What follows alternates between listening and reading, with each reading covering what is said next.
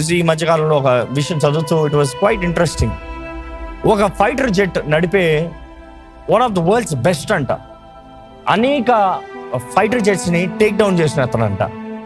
అతను వెళ్తూ అతను డ్రిల్లో ఒకసారి పైకి వెళ్ళినప్పుడు గాల్లోకి వెళ్ళి కొంచెం మధ్య మామూలు డ్రిల్ కదా, మామూలు హైట్లో వెళ్తూ ఉన్నాడు. ఆ రేడార్లో వెళ్తూ ఉంటే సడన్గా తన కంట్రోల్ బేలో నుండి, అంటే తన ముందున్న బేలో నుండి ఎలక శబ్దాన్ని పడుతుందంట. కీచ్ కీచ్ కీచ్ కీచ్ అని ఎలక శబ్దాన్ని పడిన వెంటనే ఆయన ఒక్క సెకండ్ భయపడిపోయాడంట.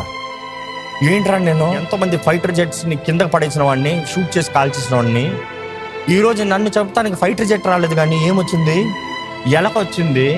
ఆ లోపల ఎలకల బుద్ధి తెలుసా? కారులో ఉండే ఎలకల నుండి దూరంట వైర్లను కొట్టేస్తాయంట, మామూలు సర్క్యూట్ని కొట్టేస్తానంట, ట్యాంక్ని కొట్టేస్తాయంట, చాలా నష్టాలు కలిగజేస్తాయంట. ఆయన ఆ కంట్రోల్ బేలో నుండి ఆ ఎలక శబ్దం పడినంటే ఆయన భయపడ్డాడు. ఈ మెయిన్ కంట్రోల్ ప్యానల్లో ఏ ఒక్క వైర్ని కొట్టినా నా పని అయిపోయింది.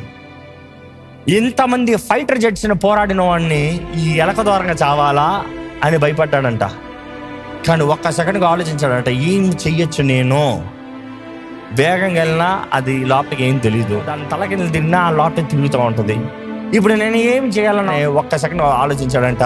ఓకే, ఎలకలకున్న లంగ్స్, ఊపిరితిత్తులు చిన్నవి, మనం హ్యాండిల్ చేసేంత ప్రెషర్ అది హ్యాండిల్ చేయదని ఒక్క సెకండ్కి ఫైట్ని అట్లే జట్టుని పైకి వేసుకుని సర్రని పైకి ఎత్తాడంట. ఎంత ఎత్తుకెళ్ళగలుగుతాడో అంత ఎత్తుకెళ్ళాడంట.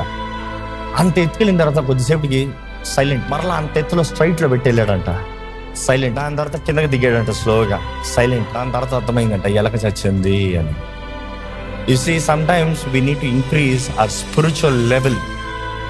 శోధన వస్తుంది, సమస్య వస్తుంది, అపవాది ఇక్కడ ఏదో గెలకబోతున్నాడు, అక్కర్లేని వ్యక్తులు మన జీవితంలో అడుగు పెట్టారు, అక్కర్లేని పరిస్థితులు మన జీవితంలోకి వస్తున్నాయి అన్నప్పుడు నువ్వు వెంటనే విశ్వాసంతో నువ్వు ప్రార్థన చేస్తే అవి లయపరచబడతాయి.